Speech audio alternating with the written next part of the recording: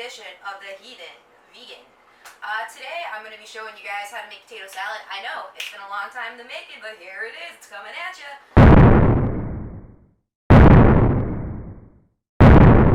I already have my potatoes cut up.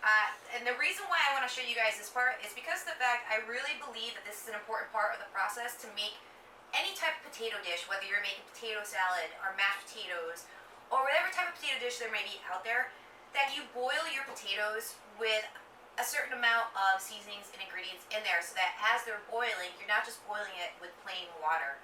You're actually getting whatever seasonings that you are putting in here infiltrated in with the potatoes as the water boils, and it boils through the potatoes and it makes it softer. So with the potatoes that I'm going to use, their skins are high in a lot of vitamins and a lot of nutrients and a lot of minerals that are really important for us. And yeah, you know, it is important to have food that tastes good because, you know, you want that instant gratification of, ooh, this is really good. But you also want, while you're eating, for your body to say, hey, thanks man, I needed that. You know what I mean? But anyway, so I'm going to leave the skins on. I'm going to use my red potatoes. You can use any type of potatoes you want. And I'm sure that any type of potatoes that you guys use, I'm sure they'll be fine. Like I said,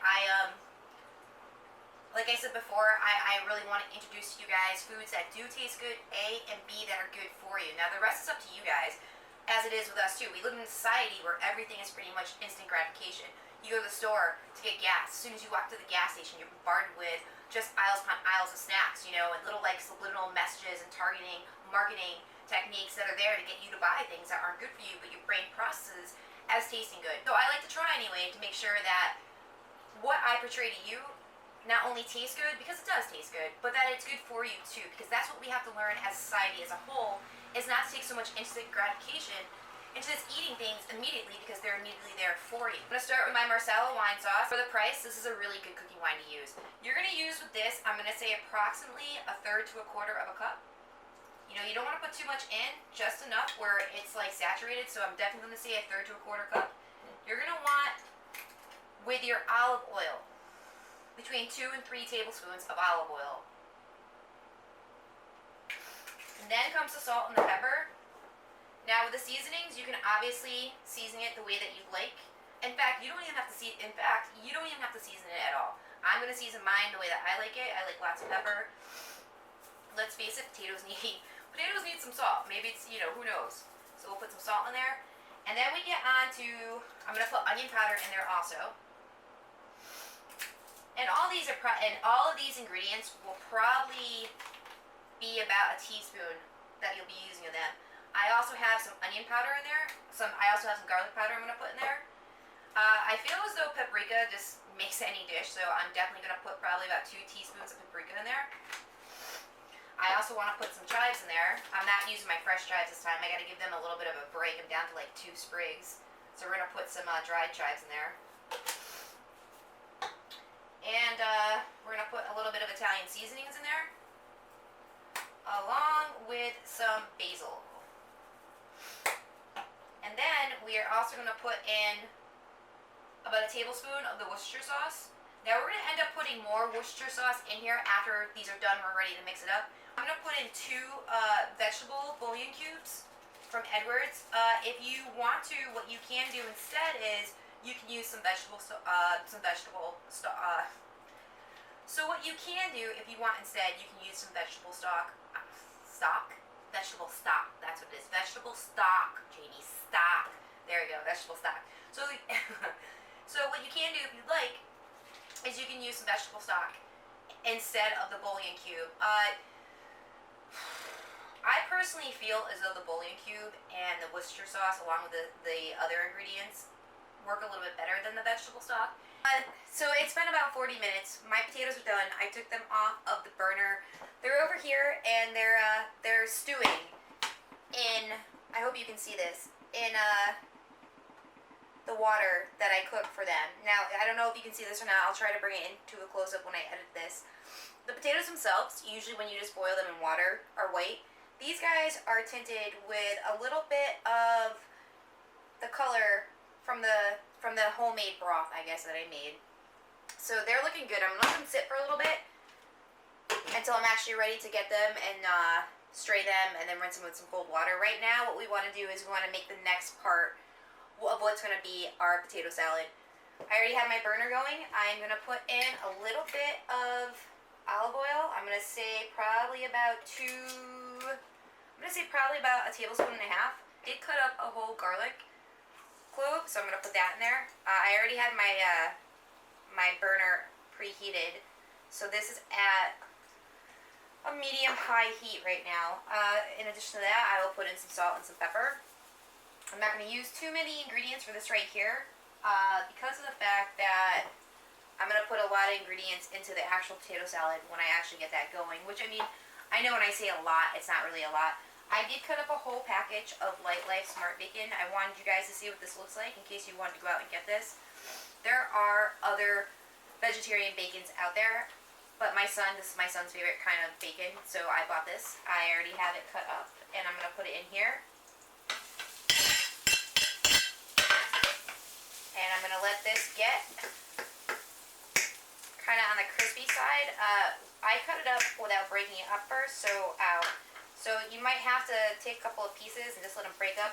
As it cooks though, it will be easier for the bacon to get broken up. I also have an 8.5 ounce can of sweet peas that I'm using. And the 8.5 ounce can is actually the small cans that you find in the grocery store when you go to the canned vegetable aisle. I'm not going to put these in just yet. I want my bacon to cook up and I want my bacon to get crispy before I actually put them in. So what I was saying before is this is what the potato broth looks like. If you can see the potatoes, they're tinged a little bit like orangey brown, kind of like the broth. And as far as your bacon goes, you're going to cook your bacon for about 2 to 3 minutes before you actually put in the can of peas. And you want to cook this up until the peas are somewhat mushy. You want them somewhat mushy because you want the water that they were soaking in inside the can to evaporate. Alright, let's get to making this. Potatoes, I am going to put my bacon and my pea mixture in there.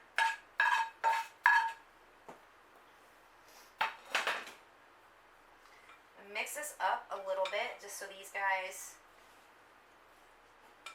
I'm going to mix this up just a tad, just so that when I actually start to put the seasonings in, that they're mostly on the potatoes. And it's hot, and that's okay. It will cool off. So, we're going to start with our seasonings. Obviously, salt and pepper. Salt and pepper is pretty important. We're going to put in, just because I'm such a paprika fan, we're going to put in some paprika. We're also going to put in some onion powder and some garlic powder.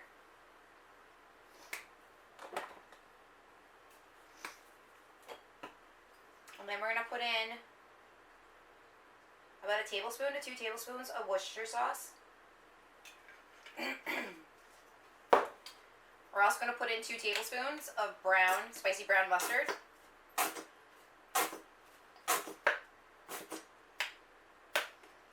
And then comes our other 2 ingredients. You're going to put in about a cup to 2 cups of veganese. Depends on how quote-unquote creamy you like your potato salad to be. And then you'll put in a half a cup to a cup of sour cream, and that again depends on how creamy you want your potato salad to be. So I'm going to start with this, and I'm going to see if it's at the consistency that I want it to be at. I'm one of those people who thoroughly enjoy a good creamy potato salad. I like to drench my potatoes in mayonnaise. Now when you do this, you got to be careful because your potatoes are cooked. Therefore, they're going to be a little bit mushy.